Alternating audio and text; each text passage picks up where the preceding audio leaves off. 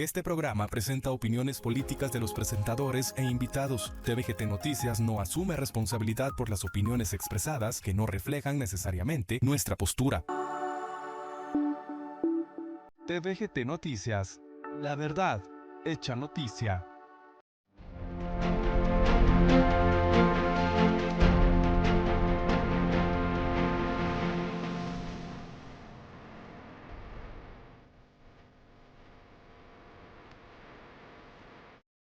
Estimados amigos, otro programa de economía de mercado y libertad de empresa.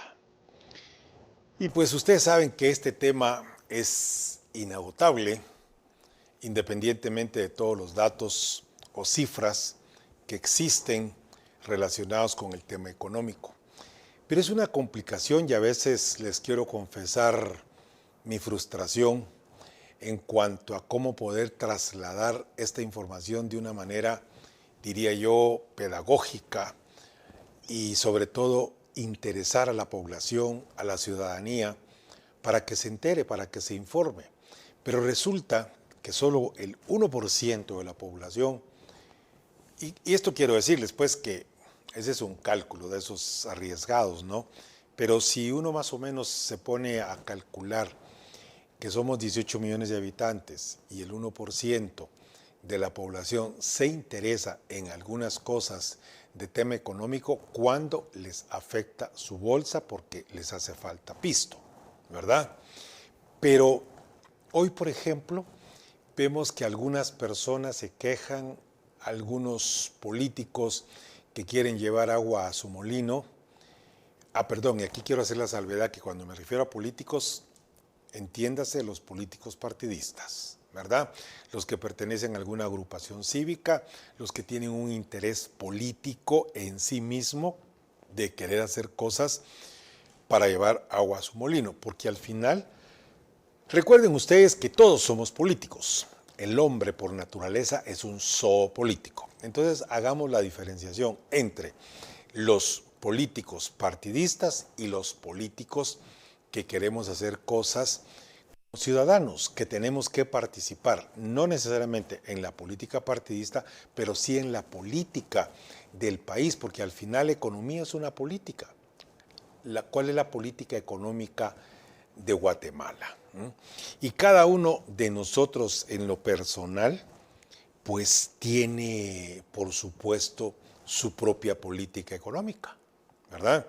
Entonces hay quienes creen que dentro de su política personal de endeudamiento, equivocadamente hay quienes se pueden financiar por tarjeta de crédito, lo cual es carísimo. Dentro de su presupuesto, digamos, mensual, ¿verdad?, que se va a definir en función de sus ingresos. O sea, fíjese bien, pues voy a empezar por ahí porque hoy vamos a platicar sobre el análisis presupuestario, el del déficit, análisis del déficit presupuestario del gobierno que está planteando un presupuesto el más grande de la historia para el año 2026. Entonces, de este tema pedagógico que yo les estaba diciendo, cómo explicarlo, ¿verdad? Entonces, nuestro presupuesto mensual está en función de el ingreso. Entonces resulta que tenemos un ingreso por un sueldo fijo que es de tanto. Para que hagámoslo fácil, que sea medianamente bien, 20,000 quetzales, que ya no es un sueldo común. Pero bueno, entonces, 20,000 quetzales, usted sabe que son sus ingresos totales. Y a esos 20,000 usted viene y le quita tanto si está pagando su casa, si tiene la casa, si compró la casa hipotecada y la está pagando por abonos, pues bueno, 5,000 de casa, 3,000 de comida, ya van 8, 2,000 de colegio, qué barato, ya van 10, que los gastos de medicinas, si es que se pueden presupuestar. El asunto es que a lo que quiero referirme, que usted hace su listado de egresos, lo suma y eso obviamente lo va a comparar con el estado de ingresos. Ok. Esto cualquiera lo entiende y a decir, ni modo, si eso cualquiera lo sabe. Pero ¿quiénes de ustedes tenían claro de que exactamente de la misma forma es el presupuesto de nuestro país? Así. Entonces está proyectado, según, digamos, la SAT, dice, vamos a recolectar 130,000 millones de quetzales. Eso es lo que tenemos. Y esos 130,000 millones se reparten dentro de cada ministerio. Y cada secretaría también, por supuesto, tiene su propio presupuesto. La SAAS, ¿verdad? Tiene un buen presupuesto porque tiene que mantener al presidente, literalmente, ¿verdad? Mantenerlo. Le paga todo. Agua, gasolina, combustible, comida, casa, hasta ropa, en fin. Y también fiestas privadas. Bueno, entonces, dése cuenta usted, eso está dentro de un presupuesto. Pero resulta que de los 130,000 millones que dice la SAT que va a recaudar, hay 30,000 que no tienen fuente de financiamiento. Posiblemente, y ojo, no estoy dando los números exactos, ¿verdad? Sino que es un, digamos, ejemplo para que lo podamos entender de manera relativamente fácil. Ese es el problema. Entonces, el gobierno de Guatemala, a través del ministro de Finanzas, llega al Congreso, hacen un pequeño show, en el sentido de que recibe posiblemente la Comisión de Finanzas, un representante en el Congreso, se toma la foto, le entrega el paquete donde va el presupuesto, ¿verdad? Eso lo hace el ministro de Finanzas. Y entonces resulta que vamos a tener un déficit más o menos del 3.5%. Este escenario plantea una serie de retos y consecuencias que, pues de alguna forma, merecen un análisis detallado, especialmente considerando el impacto a corto y largo plazo en la economía nacional y los servicios públicos y la confianza en las instituciones. Y fíjense ustedes que aquí hay una cosa bien interesante, lamentable y triste. Tiene las tres características, interesante, lamentable y triste. Porque en aras de creer el funcionario con sus 4 años de fama, para los que logran durar los 4 años, ¿verdad? Los que tienen seguros, el presidente y el vicepresidente, en cualquier régimen hasta ahorita ha sido así, excepto el de Serrano, que tuvo que irse a la mitad de periodo, no terminó tampoco el general Pérez, pero son casos excepcionales, ¿verdad? Todo el mundo deseando que el actual gobierno tampoco termine su periodo, pero bueno, ese es un tema un poco más complicado porque a pesar de las circunstancias y a pesar de todas las cosas desastrosas que han hecho, es bien difícil, y esto lo prueba hoy, que el gobierno, como sabe que no lo van a poder quitar, y para poder quitarlo habría que hacer una revuelta demasiado grande e implicar a muchas personas, confabularse muchas personas y además una buena cantidad de plata. Como saben que eso no es posible, entonces siguen delinquiendo. Pues prácticamente eso es, ¿verdad? Porque han de alguna forma tergiversado la ley, han retorcido la ley y hay muchísimos ejemplos, ¿verdad? Por ejemplo, hablando de un ejemplo, el ministro de la Defensa sigue en su puesto después de haber cumplido sus 33 años de servicio. Lo cambiaron a través de un acuerdo, pero está ilegal porque está contraviniendo la ley constitutiva del ejército. Además de ello, también hay requisitos para ser ministro. Ni el ministro, ni el jefe de Estado Mayor y otros puestos muy cercanos cumplieron los requisitos, para que usted vea ejemplos, ¿verdad?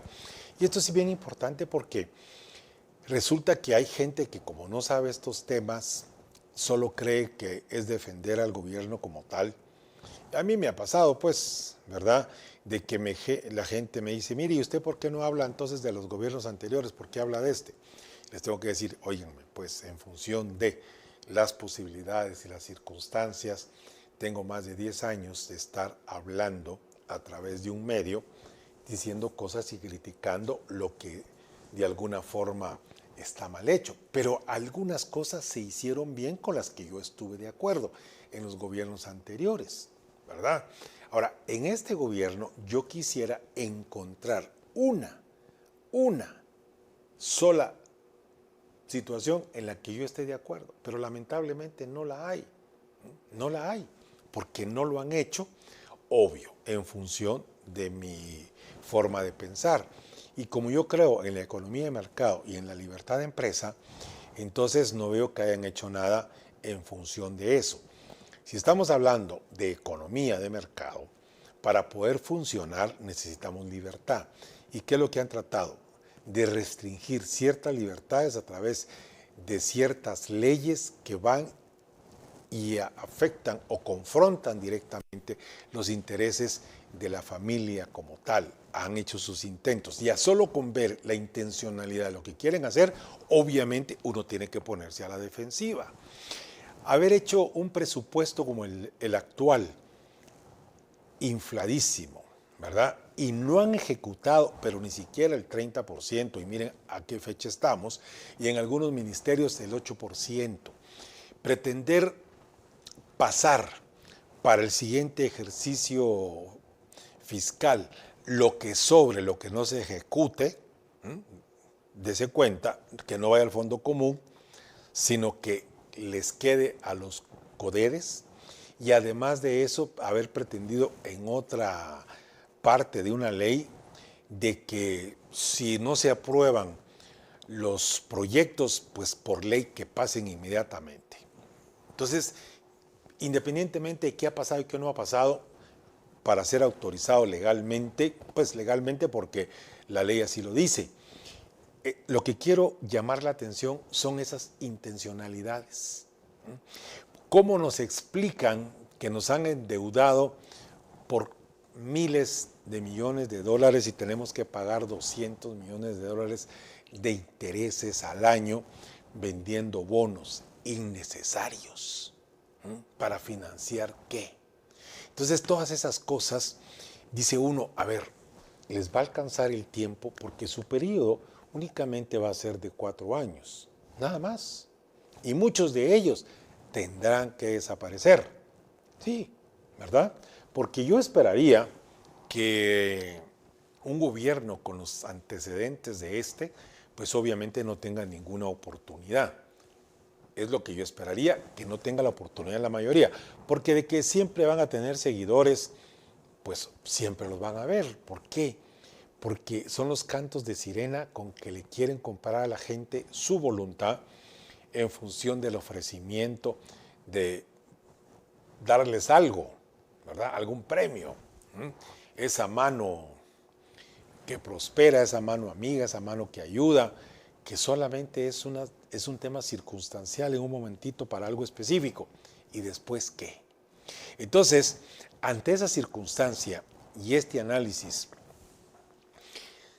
cuando han hecho tantas cosas de manera incorrecta, o sea, tergiversado cualquier cantidad de temas, culpar a entes que no les han permitido hacer su trabajo, lo cual es mentira. Lo único que han tenido o deberían de haber hecho es presentar sus pruebas de descargo para que nadie los persiga. Eso es todo. Pero es lo que no pueden hacer, obviamente.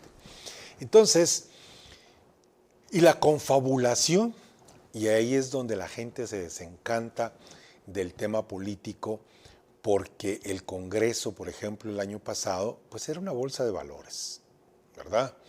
Al mejor postor. ¿Cuánto cuesta esta ley? ¿Cuánto por esta? ¿Cuánto por aquella? Esta no vamos a pagar nada porque esta ya convenimos en que va a ser a cambio de... Así pasa. Pero la gente, como no está ahí, no lo cree. Y no es que uno esté ahí, por eso se lo cree, sino porque sabe por antecedentes cómo las cosas funcionan. Y algunas personas, pues, que lo platican, pero no es algo que se pueda probar, pero todo el mundo lo sabemos.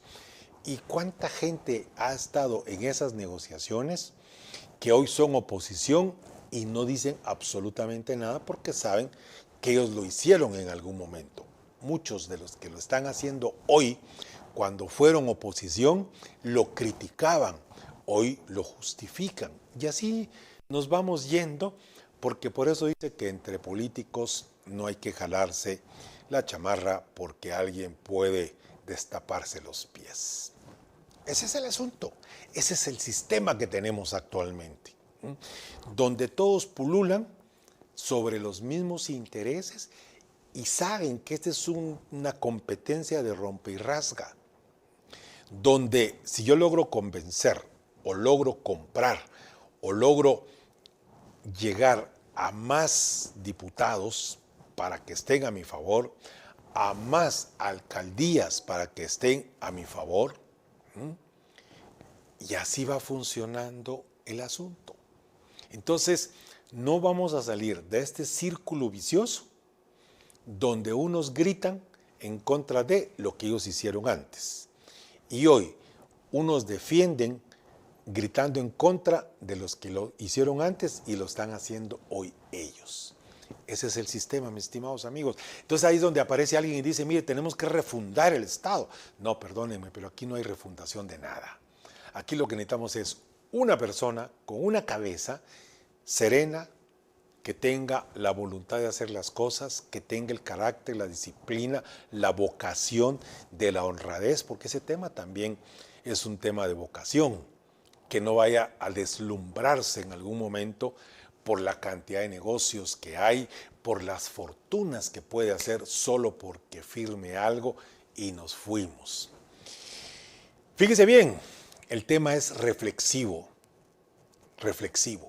para que nosotros los ciudadanos que estamos viendo cómo las cosas pasan, actuemos, para que nosotros los ciudadanos participemos, no en función de lo que ellos están haciendo y metámonos a ver cómo lo recomponemos, no necesariamente es esa la forma, sino que nos convirtiéramos en garantes, en ser auditores sociales, pero eso es una cosa complicada que la gente no quiere meterse porque eventualmente puede haber algún tipo de peligro. Y entonces el que tiene el poder lo usa para poder. Así es el asunto, por eso se llama poder.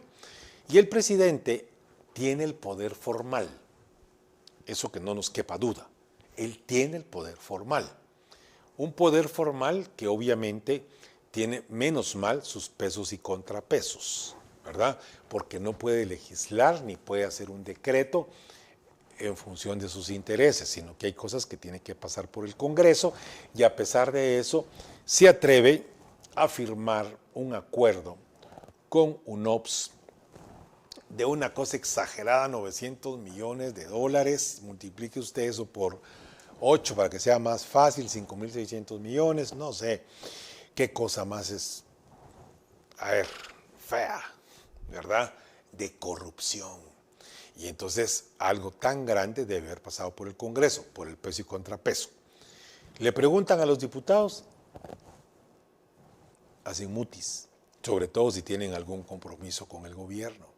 Entonces todas estas cosas, de alguna forma, hay ciertas instituciones que tienen una organización y tal vez desde mi personal punto de vista les han atribuido más poder del que realmente tienen. Esa es mi percepción, ¿verdad?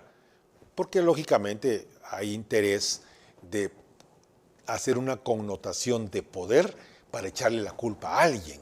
No, es que ellos tienen poder para quitar o poner. Hoy no nos dejemos, quitémosles el poder a ellos para que no pongan y sean otros los que pongan, ¿verdad?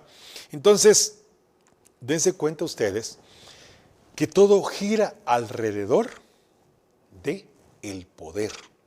Y entonces, como tenemos el poder, pues yo le digo al ministro de Finanzas que vaya y plantee un presupuesto desfinanciado. ¿Con qué intencionalidad cuando en 2 años que van a terminar ahora no se ha hecho absolutamente nada de infraestructura? ¿Qué es lo que quieren? Guardárselo todo para que la gente lo tenga fresquito 1 año antes de que termine su gobierno, repartir a manos llenas dentro de los comudes, cocodes, gobernadores, diputados distritales, alcaldes, para que ejecuten obra y la gente crea que estos que están haciendo la obra son los que creen que deben de ser votados en la siguiente elección y por eso estratégicamente cree que lo deben de dejar para los 2 últimos años. El año entrante es 27, ¿verdad? 26, perdón. 26, y en el 27, ya en febrero, marzo del 27, hay convocatoria de elecciones. Entonces se paraliza otra vez todo el gobierno. Por eso es que el año entrante es el gobierno de ejecutar y por eso quieren tanto dinero. Lo van a poder hacer sabiendo que hay limitaciones para la ejecución, por eso es que querían dejar esa parte de que si el proyecto pasado el tiempo no se autorizó, de todos modos que quede autorizado. Así lo dice, pues. Entonces, pero esto, repito, el 99% de la población no lo sabe. Y los que pueden, de alguna forma, llamémosle quejarse, señalarlo, hacer algún comentario, hacer análisis, resulta de que si son políticos partidistas, no lo van a hacer porque es como dispararse en el pie, ¿verdad? Porque es algo que también a ellos les puede convenir en el futuro. Entonces mejor no digamos nada. Critiquemos algo en función de lo que convenga. Y así hemos venido año tras año tras año desde la llamada era democrática, ¿verdad? Bueno, hubo un parteaguas en el 85, nos llaman ahora era democrática, pero antes de eso también eran gobiernos independientemente que no teníamos todas las instituciones que hay hoy, pero al final la habían ganado por una elección. Que fuera fraudulenta la elección o que se hubiera señalado de eso, pero siempre habían leyes. Que había un poquito de más abuso, por supuesto que sí. Que se ha mejorado, hoy vemos no sé qué tanto, ya tengo mis dudas. Entonces, pero el asunto sigue siendo, porque al final y la conclusión es tener una persona, como lo dije anteriormente, que lo puede arreglar todo. Esa persona viene, nombra a sus ministros, y a cada ministro le dice, bueno, esto es lo que vamos a hacer. A ver, ¿qué pasa cuando en una empresa privada se contrata un CEO, ¿verdad? Así llamado ahora, como el gerente general. ¿Y cuáles son sus metas? La empresa está en esta posición, queremos un 20% de crecimiento en tanto tiempo, queremos expandirnos a este mercado. O sea, hay todo un plan estratégico. Y contratan al gerente general y esto es lo que hay que hacer. Hay indicadores, por supuesto, los llamados ahora KPI, ¿verdad? Para determinar si se van cumpliendo los tiempos. Y si no se están cumpliendo, hay que revisar por qué. Y si se revisa y se encuentra que es por una mala ejecución, porque el gerente no ha puesto mucho interés en esa parte, porque se ha descuidado, porque no hay responsable, lo que sea, ¿qué creen ustedes que corresponde? Cambiarlo, por supuesto. Lo mismo sucede con los gerentes de ventas y ese ejemplo es más sencillo porque al gerente de ventas muy claramente le dice, bueno, mire, pues nuestro crecimiento es tanto, queremos tanto el aumento y aquí tiene estos vendedores. Y el cuate tiene que ver cómo hace que esos vendedores lleguen allá y con tal de llegar ahí también puede cometer algunos errores. Pero independientemente de ello, no llega a la meta. ¿Qué hacen? Cambiarlo. Tan sencillo. Entonces, nosotros hemos estado creciendo un 3.5 más o menos todos los años y hemos sido el país en América Latina que menos ha decrecido durante la pandemia y nos hemos todavía salvado y mantenido en una buena condición. Pero a pesar de ello, imagínense ustedes, con todos los problemas que arrastramos de ingobernabilidad en algún momento, de los escándalos de corrupción, de cada situación que pasa en lo individual con ciertos funcionarios que han tenido problemas, a pesar de eso, de no tener un clima de negocios favorable en el que la gente piense, miren, ahí todo es una cuestión de paz, hay certeza jurídica, hay carreteras, hay infraestructura, que es lo que menos tenemos. A pesar de eso, somos un punto para invertir. A pesar que también no se ha invertido de la misma forma como se ha hecho en otros países y también ha decrecido un poquito esa inversión, pero sin embargo nos mantenemos. Entonces la pregunta es, ¿qué pasaría si tuviéramos un mejor buen gobierno? Y ser un buen gobierno es no ser obstáculo. Ser un buen gobierno es procurar que la economía camine, no andar pensando en poner leyes disparatadas en función de sus intereses ideológicos. Aquí terminamos nuestra primera parte, vamos a la segunda, así es que continuaremos con el análisis del presupuesto.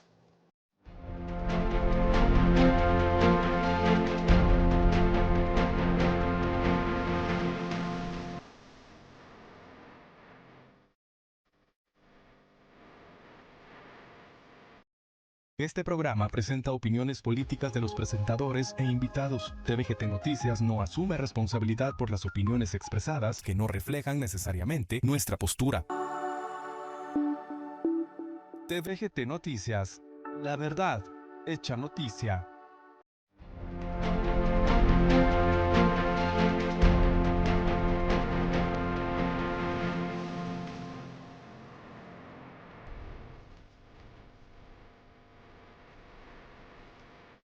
Aquí estamos, estimados amigos, en el segundo segmento de su programa Economía de Mercado y Libertad de Empresa, y hoy estamos analizando el presupuesto.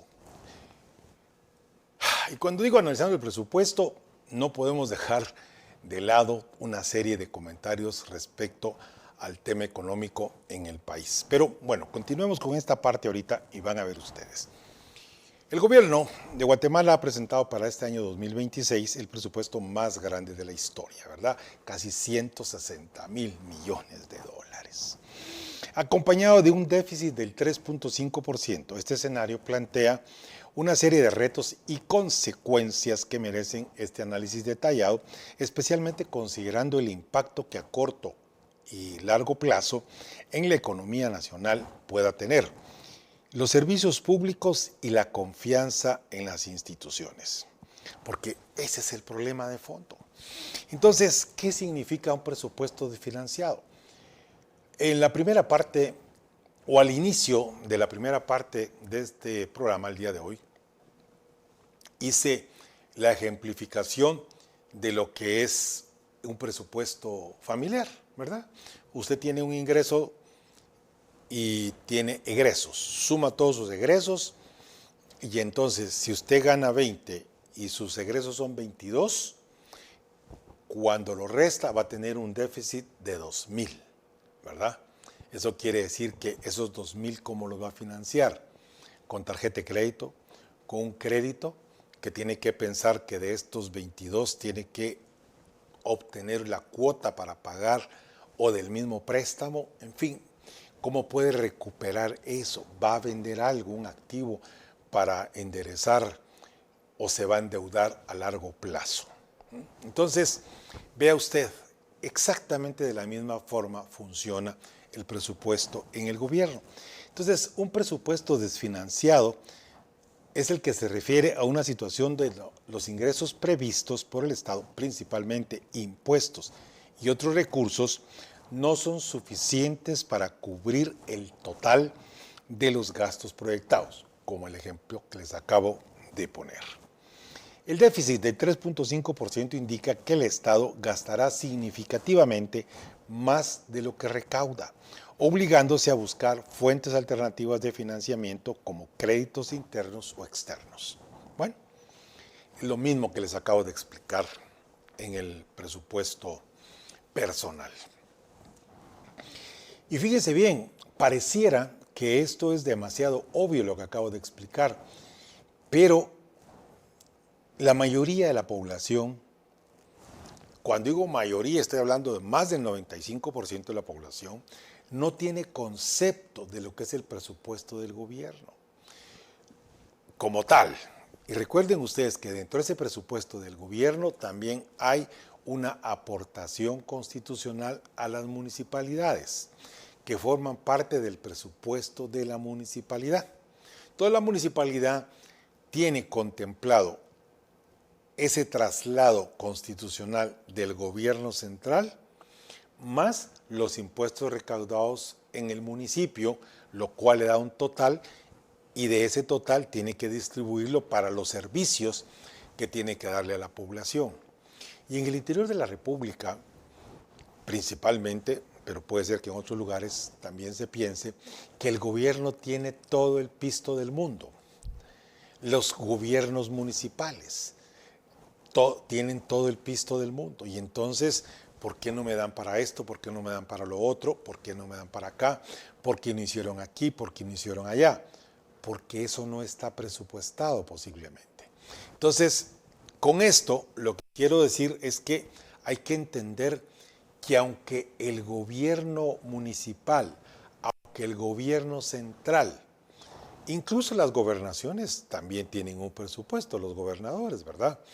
Y entonces está establecido para qué. Es lo mismo como el presupuesto familiar. De repente aparece uno de los hijos que quiere un gasto extra, pero ese no está presupuestado, mijo. Pues yo lo quiero, pero es que no tengo para eso no lo tengo contemplado, pero yo lo quiero. ¿Qué pasa cuando va a ser el cumpleaños o los 15 años de la niña y el presupuesto normal no alcanza para esa fiesta? La gente se endeuda, saca un crédito, ¿verdad? Y después a ver cómo lo va pagando, pero ya tuvieron fiesta, porque solo una vez se cumple 15 años. Bueno, no critico esa parte, solo lo pongo como ejemplo, para que nos demos cuenta que un presupuesto es un presupuesto, es rígido, y en el gobierno es peor, porque si está establecido con el renglón presupuestario para tal cosa, no lo puede sacar de ahí y usarlo en otra cosa. Bueno, esto lo explico no para justificar, repito, ni al gobierno central ni al municipal, sino que hay que entender que esa parte es donde tenemos que preocuparnos, dónde queda distribuido el presupuesto. Porque una vez haya estado ya distribuido, no se puede hacer nada. Claro, hay ciertas transferencias que se pueden hacer dentro de las partidas presupuestarias en cada ministerio y le quita una y se la pone a la otra, pero es un proceso que tiene que ir a finanzas, que se lo autoricen y entonces lo puede hacer. ¿Qué estoy tratando, estimados amigos, de explicarles? Que yo entiendo que administrar, oiga bien, administrar el gobierno es una empresa grandotota. Sí, y cuando digo empresa, no me refiero a una empresa como tenemos la idea de que las empresas solo son privadas. No, una empresa, la connotación de la palabra empresa es emprendimiento, es emprender, ¿ya? Y entonces todo aquello que está organizado dentro de un presupuesto, independientemente que no es una empresa pública, es una empresa con la que hay que determinar cuáles son los gastos, cuáles son las cosas que sirven para pagar sueldos, qué dinero es el que está destinado para invertir en la infraestructura, en la seguridad, en la salud, en la educación, pero normalmente esas inversiones siempre se van al lado del funcionamiento. Eso quiere decir para pagar sueldos, ¿verdad? Entonces, ¿qué hacemos con ministerios enormemente grandes que tienen una gran cantidad de gente trabajando y la mayoría del presupuesto se va allí? Entonces, ¿cómo vamos a invertir precisamente, sobre todo en el tema de educación? Díganme ustedes, en los últimos 30 años, ¿qué hospital nuevo hay?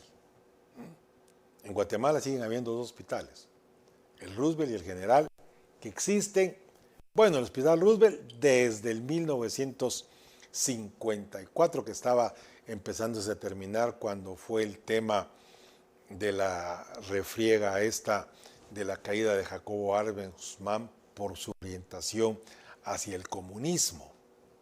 Incluso algunos cadetes se parapetaron en las instalaciones que todavía no estaban terminadas del Hospital Roosevelt, solo para que se haga una idea de cuándo existe. Y antes de eso, el Hospital San Juan de Dios, que tuvo una, digamos, transformación en algún momento. Bueno, pero de ahí tal vez en Chimaltenango que hicieron uno, y pues los demás hospitales que hay en diferentes departamentos que hacen falta. Pero bueno, también necesitamos un tema de salud preventiva. No hay una campaña preventiva de salud, entonces solo estamos enfocados a curar, nada más, dese cuenta. Bueno, pero todo esto pasa por el presupuesto, todo pasa por el presupuesto. Entonces, repito, administrar el país es una empresa enorme. Entonces, esa enormidad de empresa pasa porque el ministro de Gobernación tiene un presupuesto. ¿Cómo lo distribuye? El presidente no se entera. El ministro de Comunicaciones tiene un presupuesto. ¿Cómo se distribuye? Ahí el gobierno, el presidente sí se entera. ¿Por qué? Porque es la caja chica. Es donde están los principales proyectos, ¿verdad? Yo no digo que no haya en otros ministerios, por supuesto que los hay. Ya vimos en el de Gobernación, pues el tema de las armas, ya vimos el tema de los uniformes, en fin, ¿verdad? De que hay plata para hacer ciertos gastos, pero los llaman inversión, pero a la larga son gastos. Vehículos, ¿verdad? Como acostumbrado a tener una marca, pero ahora decidieron comprar otra marca y la misma marca, solo que no con el distribuidor, sino con un tercero. Entonces, mis estimados amigos, estoy tratando de recordarme y hacer un recuento de todas esas cosas que han estado de manera incorrecta en este gobierno. No digo que no haya habido en los anteriores, pero a ver, ¿de qué serviría no lo recuerdo todo? Del anterior, si lo que necesitamos es componer el presente. Entonces, si nos queremos ir hasta 1986, cuando empieza la Constitución a funcionar, y en aquel entonces el gobierno duró 5 años, el primer gobierno, después hubo una reforma para ponerlo otra vez en 4, ¿cuántos se recuerdan de eso? Pero hoy gritamos por todos lados, estamos en contra o a favor, pero no tenemos noción de la historia, de cómo las cosas han ido cambiando. Entonces, dentro de ese tema presupuestario, y que tengo que hacer este tipo, digamos, de recorrido por la historia para entender el presente, que es lo que nos interesa. Hoy, cuando nos vemos enfrentados, pues, a los vaivenes económicos mundiales. Pues sí, porque el señor presidente de Estados Unidos da un remesón, ¿verdad? Y la ola nos llega a nosotros. Va, tranquilos, a ustedes solo el 10% voy a cobrar del arancel, que es más o menos el que ha estado ahí. ¿Y qué pasa si un día, porque no le gusta algo que el gobierno haga, sube el presupuesto? Que ese es un riesgo. Hasta ahorita la cosa ha estado tranquila porque políticamente, ojo, políticamente les ha convenido mantener la cosa así al país más poderoso del mundo. Y si alguien dice que es la China, que es Rusia, por supuesto que sabemos que no, ¿verdad? Que hay mitos, historias urbanas, que la China iba a ser, pero ya no fue. Que Rusia es, pero no es, ¿verdad? Sigue siendo Estados Unidos el eje. Sigue siendo Estados Unidos el eje económico, ¿verdad?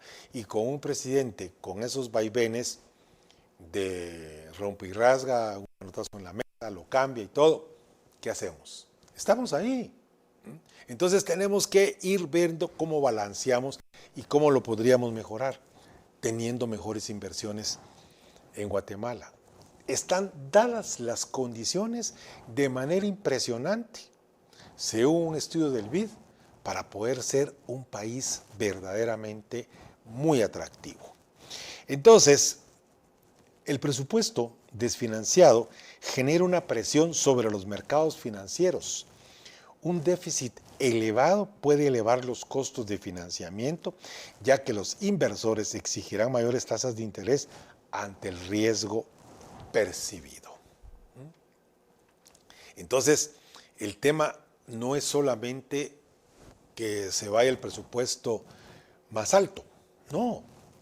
Hay cosas que nos complican la existencia Y por ejemplo, creo, si no estoy mal, el CACIF mencionó que eso podría generar inflación, que es lo normal, pues cualquier economista que sepa medianamente del tema de presupuestos sabe que un presupuesto desfinanciado le puede generar inflación si el déficit se financia mediante la emisión de dinero. Existe el riesgo de aumentar la inflación afectando el poder adquisitivo de los ciudadanos. También tiene un impacto sobre los servicios públicos. Un presupuesto históricamente alto puede tener el potencial de mejorar los servicios públicos como educación, salud e infraestructura, que lo he mencionado. Sin embargo, si el financiamiento no es sostenible, existe el riesgo de que estos proyectos queden inconclusos o se vean afectados por recortes futuros para compensar el déficit. Que eso ha pasado. Eso ya ha pasado. Entonces, hay que recortar el déficit, hay que aumentar impuestos. Somos el país que menos tributa en América Latina. Y aún así, somos la economía más grande de Centroamérica y el Caribe. Y aún así tenemos un potencial impresionante para poder crecer. Entonces, ¿qué es lo que sucede? Cuando realmente fuera cierto de la desconfianza ciudadana. Entonces, esto tiene unas implicaciones sociales y políticas. Pero realmente y lamentablemente mi percepción es que no hay una desconfianza ciudadana, porque al ciudadano no le importa, no le interesa, no se entera. Solo cuando alguien dice, mire, la canasta básica está subiendo de precio, entonces posiblemente. Pero si no lo percibe de esa forma, entonces no pasa nada. La percepción de un manejo irresponsable de las finanzas públicas puede generar desconfianza en el gobierno y aumentar el descontento social. Que eso es parte, digamos, de las cosas que se dan cuando en algún momento pues resulta de que sí, la canasta básica puede estar aumentando de precio y entonces el gobierno dice, no, a ver, llámeme a la DIACO, que vaya a investigar a los mercados por qué los precios están altos. Y entonces, y fíjense que una vez, bueno, eso fue el año pasado, hice una entrevista a un señor que no es productor de tomate, pero sí lo distribuye en el SEGMA. Y entonces le pregunto, mira, ¿cómo está la caja de tomate? En ese entonces creo que estaba 200 y algo puesto ahí, ido a traer al lugar donde lo producen es otro precio. Bueno, el asunto es que cómo van cambiando los precios dependiendo de la cadena de valor. Y en este sentido me dice, fíjese, me dice que aquí vinieron los de la DIACO a preguntarme que por qué yo tenía el tomate tan caro. Y yo les dije, vayan y pregúntele al productor, porque él me lo vendió de esta forma. Y el productor, ¿qué le va a decir? Vaya y pregúntele al que me da la semilla, al que me da el fertilizante, al que me da la pita, al que me da el cuento para tapar, al que me vende todos los insumos que yo necesito para producir tomate, ¿por qué me lo está dando más caro? Entonces, esa es la cadena de valor, independientemente de la distribución, cuál es el costo de producción. Eso es lo que tenemos que ver. Y el costo de producción aumenta cuando tenemos inseguridad. Aumenta cuando traer el tomate de 180 kilómetros a la capital, lo que antes nos podía durar 2 horas, hoy nos puede durar 5 horas. Y encima de ello, con carreteras llenas de baches, con problemas para los vehículos que transitan esos espacios, que se van a descomponer, que necesitan más repuestos. Ojo, todo eso va aumentando el costo final del producto. Así funciona. Y eso hágalo usted con cualquier producto.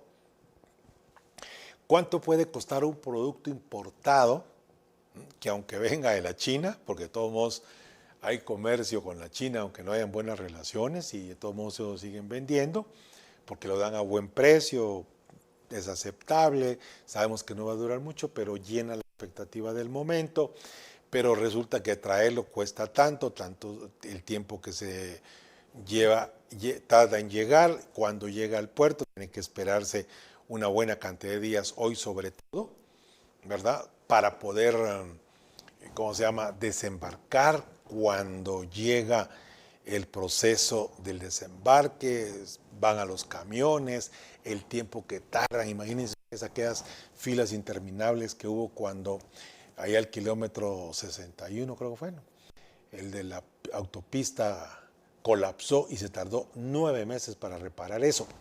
Y hablando de ese tema, vea usted qué está pasando hoy en Puerto Santo Tomás de Castilla, donde los trabajadores, porque no se ponen de acuerdo en ciertas demandas, caminan a pasos lentos. Y todo a propósito. Entonces un trámite que se puede hacer en media hora, se lo van llevando 2 horas, la gente desesperada, aumentando los precios del muelle para tener ahí el barco parado, los tiempos que tenían para llegar a otro lugar de regreso, para pasar dejando la mercadería, y todo ¿por qué? Porque un grupo de señores sindicalistas, pues resulta que ellos creen que esa es una forma de presión, pasearse en el país. ¿Ah? Eso es una forma de presión. ¿Y dónde está la autoridad? ¿Dónde está el carácter para hacer las cosas que cambien? ¿Dónde está el que va a somatar la mesa y decir, bueno, señores, aquí vamos a hacer esto? Que sí, que el sindicato, las prestaciones, momentito, señores. Primero son los intereses del país. Y la imagen que estamos dándole al país no es la mejor. ¿Por qué? Solo por ustedes. Imagínense ustedes, complicarnos la existencia económica a todo un país por un grupo de 500, 600 personas, no sé cuántas sean. Dígame usted, ¿es eso algo equivalente? Para que 500 personas estén tranquilas, vamos a perjudicar la percepción de la complicación que es Guatemala. Y no hay quien ponga orden, porque no se puede hacer absolutamente nada. Entonces, ¿cómo solucionamos los problemas? Esto nos provoca una inestabilidad política. Ese déficit de ese presupuesto puede convertirse en un tema de debate político, polarizando a los distintos sectores y dificultando la gobernabilidad, que de hecho ha pasado. Entonces, démonos cuenta. Y estas son de las cosas que a veces, pues obviamente yo entiendo que nuestros programas, que son de 50 minutos, la gente no los ve completos. Pues hay que hacer algunos cortes y ponerlos como cápsulas. Pero si realmente tuviéramos interés y pusiéramos un poquito de atención, no porque yo lo que esté diciendo es lo correcto, sino por lo menos llamar la atención. Esa parte no la había pensado. Aquel no tiene el tema muy claro, pero sí es de esta o cual forma. Pues porque obviamente no tiene uno por qué tenerlo todo muy claro. Algo se le puede pasar, pero lo que sí sé es a dónde quiero ir. Eso sí lo sé. Que no conozco el camino completamente, lo voy averiguando, pero sé dónde está el destino. Y el destino, en este momento, a través de este programa, es tratar de abrir los ojos, de ser un programa que interactúe con la gente, que realmente nos demos cuenta que el problema de fondo es el mal manejo administrativo del gobierno como tal, como cualquier empresa, como cualquier familia que administra mal sus ingresos va a tener problemas. Y encima de ello los escándalos como el que acabo de mencionar allá en el puerto. Entonces dígame usted, ¿quién quiere invertir en Guatemala? No, hombre, tienen otro problema ahí, otra vez dirán. Pero eso no es percepción, estimados amigos, eso no es percepción. Mejorar la recaudación fiscal, pues es fundamental fortalecer los mecanismos de recaudación y combatir la evasión para la reducción de la dependencia del endeudamiento. Pues digamos que en este caso, la institución encargada de la recaudación de los fondos ha sido eficiente. La verdad, sí.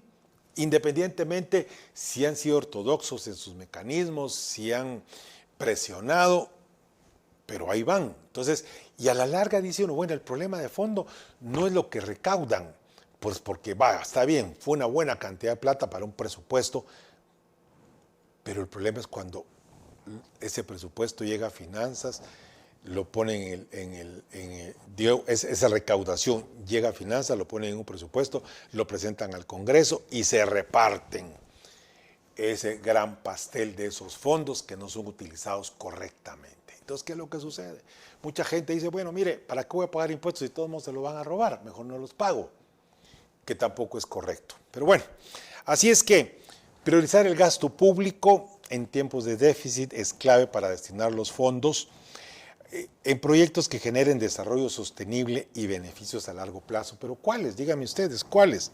Transparencia y rendición de cuentas, la publicación clara de los usos y los resultados del presupuesto pueden contribuir a recuperar la confianza y a garantizar esa gestión eficiente. Bueno, como no es así, siempre vamos a tener desconfianza. Eso es. Mis estimados amigos, si hay algo que haya dicho que no esté de acuerdo con lo que ustedes piensan, creen o saben, pues bueno, dígamelo. Si alguien quiere discutir conmigo el tema, por favor, venga, platiquémoslo. Aquí estamos abiertos para discutir las ideas. Muchísimas gracias, estimados amigos. Mi nombre es Carlos Córdoba y recuerde que todo lo que hacemos es por amor a Guatemala.